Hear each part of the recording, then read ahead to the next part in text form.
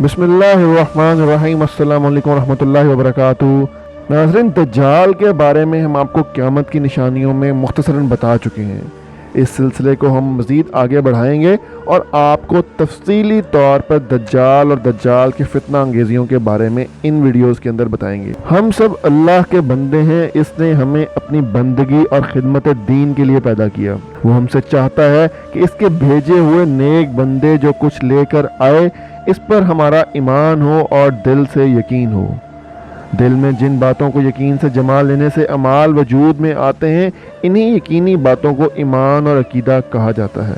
इस्लाम के बुनियादी अकायद में से तौहीद और रिसालत और दीगर अहम अमूर के साथ अमूर आखरत का यकीन भी है, जिनमें क़यामत और कुर्बे क़यामत की अहम अलामात भी शामिल हैं। दज्जाल जिसकी फितना अंगेजियों से हज़रत सल्लल्लाहु अलैहि वसल्लम ने खुद भी पनाह मांगी है। हज़रत नूह अलैहिस्सलाम की ज़ुबान पर इससे पनाह मांगने के अल्फाज थे। हमारे नबी अलैहिस्सलाम ने उम्मत को भी तालीम दी है वो इससे बचने की दुआ करती रहे।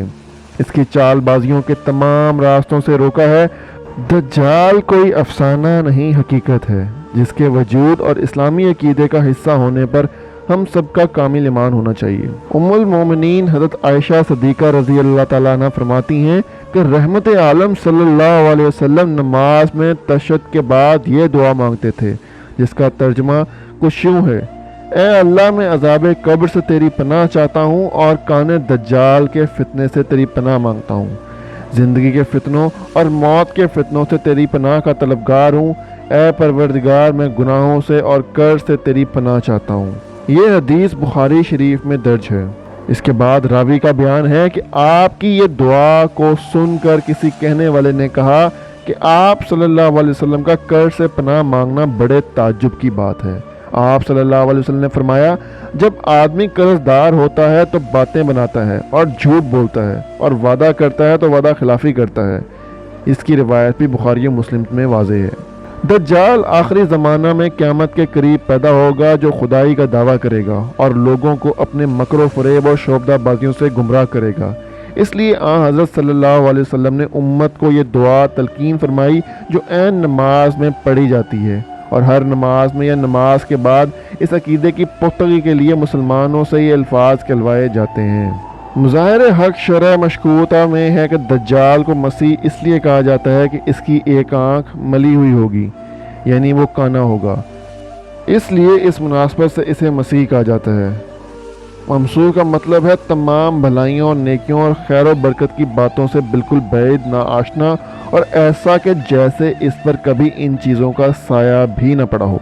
और ज़ाहिर है इतनी बुरी खसलतों का हामिल दज्जाल के अलावा और कौन हो सकता है। इसी के साथ हज़रत ईसा अलैहिस्सलाम का लक़ब भी मसीह है, जिसकी असल मसीहा है, और मसीहा इब्रानी ज़ुबान में मुबारक को कहते हैं, या ये कि मसीह के मानी है बहुत सैर करने वाला। क्योंकि कुर्बे क़यामत में हज़रत ईसा अलैहिस्सलाम इस दुनिया में आसमान से उतारे जाएंगे और दुनिया से गुमराही, ज़लालत और लड़ाइयों की जड़ उखाड़ने और फिर तमाम आलम पर खुदा की खलीफा की हैसियत से हुक्मरानी पर मामूर फरमाए जाएंगे।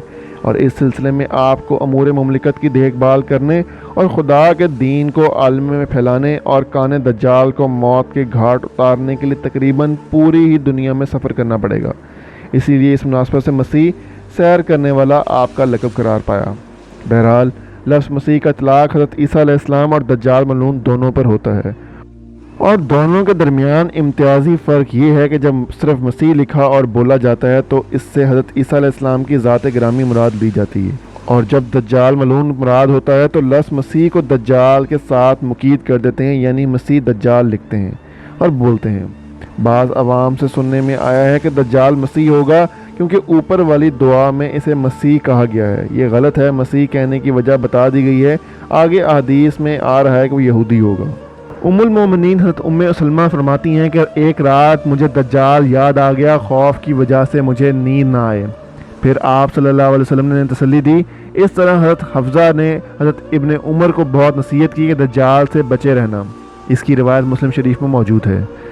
इससे मालूम हुआ कि दज्जाल का जिक्र और इसे बचने की फ़िक्र आम थी, और ऊपर मुत्तफ़िक़ अलैह रिवायत गुजरी है। इसमें हज़रत सल्लल्लाहु अलैहि वसल्लम ने दुआ में 6 चीज़ों से अल्लाह ताला की पनाह की तलब की।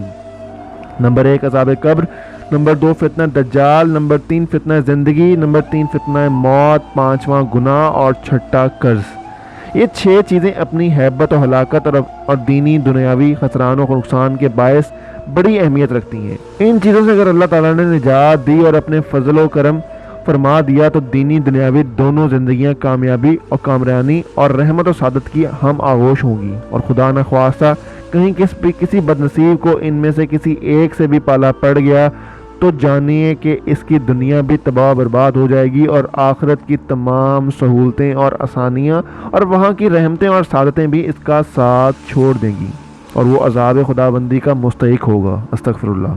اس لیے آن حضرت صلی اللہ علیہ وسلم نے خود ان چیزوں سے پناہ مانگ کر امت کے لیے تعلیم کا دروازہ کھولا ہے، اور ہر مسلمان کو چاہیے کہ وہ اپنے پروردگار سے ان سخت و ہیبت ناک چیزوں سے پناہ مانگتا رہے تاکہ پروردگار اس کو ان سے محفوظ و معمون رکھیں۔ عذاب قبر اور فتنہ دجال یہ تو بالکل ظاہر ہے۔ قرآن کریم میں متعدد بار دجال کا ذکر آیا ہے۔ اللہ تعالیٰ نے اپنی کتاب میں بہت سی چیزیں بیان کی ہیں جن کی حضور صلی اللہ علیہ وسلم نے تصدیق فرما دی۔ سورہ الانعام میں ہے، جس کا ترجمہ کچھ یوں ہے: اس دن اس شخص کو ایمان نفع نہ دے گا جو پہلے سے ایمان نہ لائے ہو یا نہ کمائی ہوئی نیکی۔ اس آیت کریمہ کی تشریح کرتے ہوئے حضور صلی اللہ علیہ وسلم نے فرمایا، جس کی روایت صحیح مسلم سے موجود ہے، 3 چیزیں ظاہر ہوں گی تو ایمان معتبر نہ ہوگا: سورج مغرب سے نکلنا، دجال کا خروج، دعوت الارض بولنے والا جانور۔ پھر سورہ نساء کے اندر فرماتے ہیں، اور اہل کتاب میں ہر شخص حضرت عیسیٰ علیہ السلام کی موت سے پہلے مسلمان ہو جائے گا۔ ابن کثیر میں ہے، یہود کا ایمان قتل دجال کے بعد ہوگا۔ اگرچہ اس آیت میں متعدد اقوال راجح ہی ہے، اور ابن کثیر نے اس کے متعلق تصدیق میں متعدد دلائل دیے ہیں۔